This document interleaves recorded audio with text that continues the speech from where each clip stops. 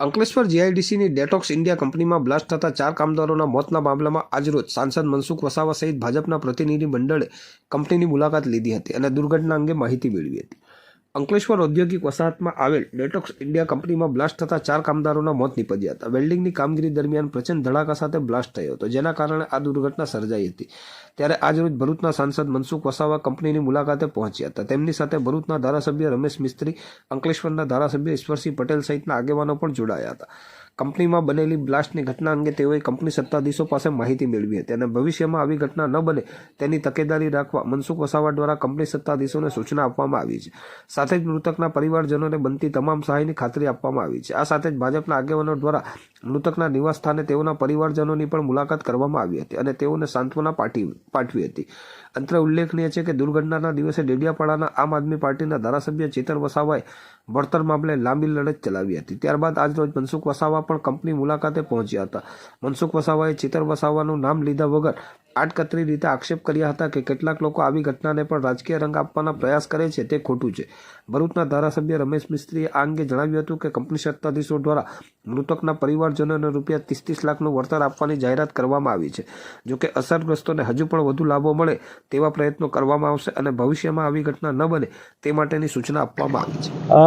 ભરૂચ જિલ્લામાં ખૂબ મોટા ઉદ્યોગો આવ્યા છે. એશિયામાં સૌથી મોટી જીઆઈડીસી અંકલેશ્વરમાં પણ છે.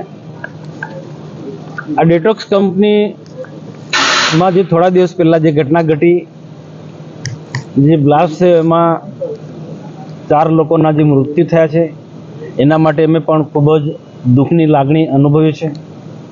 અમારે પણ ઈચ્છા છે કે તાત્કાલિક પહોંચવું, પણ દિલ્હીમાં અમારો કાર્યક્રમ હતો. અમારા ધારાસભ્યશ્રીઓ પણ બધા ત્યાં હતા. પણ અમે જિલ્લા વહીવટીતંત્ર, કલેક્ટરથી માંડીને બધા જ લોકોનો સંપર્ક કરીને તાત્કાલિક જે પણ મદદરૂપ થવું હોય, જે સહાય કરવી હોય અથવા તો જે તટસ્થ ઇન્કવાયરી થવી જોઈએ, કોઈ પણ જાતનો બાંધછોડ ન થાય તપાસમાં, એના માટે અમે કલેક્ટર અને બીજા બધા જ અધિકારી, પોલીસ વિભાગને પણ અમે જાણ કરી હતી.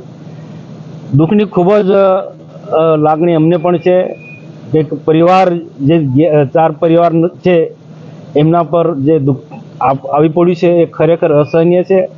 છતાં પણ સરકાર અને અમે જે લોકો આ વિસ્તારના આગેવાનો, ધારાસભ્યશ્રીઓ, બીજા ચૂંટાયેલા પ્રતિનિધિ આ વિસ્તારના આગેવાનો સતત આ બધા જ જે ભોગ બનેલા પરિવારના સંપર્કમાં છે.